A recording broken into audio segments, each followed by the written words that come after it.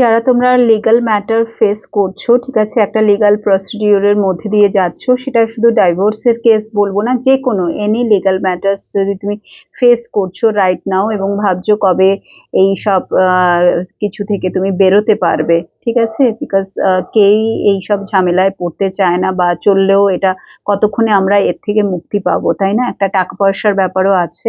So চলো দেখে নিচ্ছি যে সেক্ষেত্রে কবে তুমি এখান থেকে বেরোতে পারবে। এটা ডিওবি ওয়াইজ দেখো, যদি তোমার ডেট অফ বার্থ 1 to 15 হয়, যদি তোমার ডেট অফ বার্থ 1 to 15 হয়, তাহলে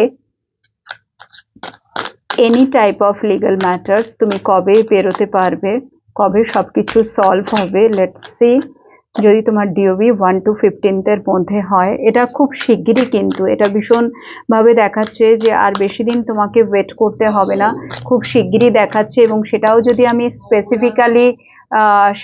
আমি স্পেসিফিক্যালি দেখি, 4 অফ কাপস, এই মুহূর্তে ভীষণভাবে তুমি আপসেট, যেটা হচ্ছে, বিকজ এটা হয়তো অনেক দিন থেকে, যারা এই মুহূর্তে আমাকে তোমরা দেখছো, সো অনেক দিন থেকে হয়তো তুমি এই জিনিসটা ফেস করছো, তোমার যার ফলে না তুমি একদম ফেড আপ হয়ে গেছো, আর তোমার ভালো লাগছে না, বাট তোমাকে বলা হচ্ছে যে you are on the right track, তুমি ঠিক পথেই এগোচ্ছ এবং খুব শিগগিরই তুমি এখান থেকে কিন্তু মুক্তি পাবে। Yes, wheel of Fortune, change খুব শিগগিরই এই বছরের মধ্যেই, ঠিক আছে, উইদিন 10 months ম্যাক্সিমাম, এই বছরের মধ্যেই কিন্তু সবকিছু। এবং হুইল অফ ফরচুনের কার্ড মানেই হচ্ছে গুড লাকের কার্ড।